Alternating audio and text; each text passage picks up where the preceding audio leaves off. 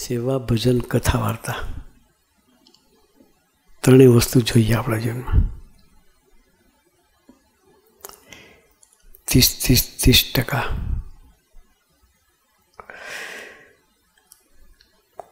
સેવા બી જોઈએ, ભજન બી જોઈએ, કથા વાર્તા બી જોઈએ.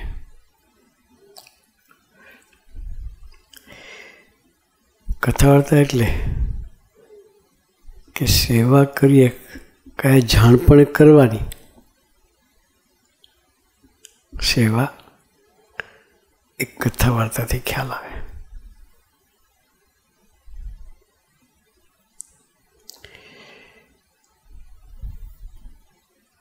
એટલે કથા વાર્તા બી જોઈએ. ભજન છે, કથા વાર્તાથી ખ્યાલ તો આવ્યો સેવા કેમ કરવી,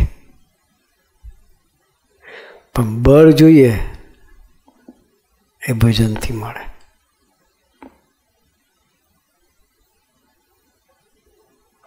ભજન બળ પામવાનું સાધન ભજન છે.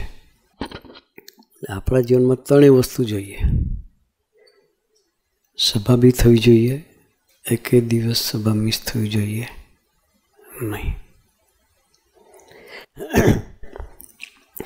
સભા ચૂકાય ત્યારે દર્દ થવું જોઈએ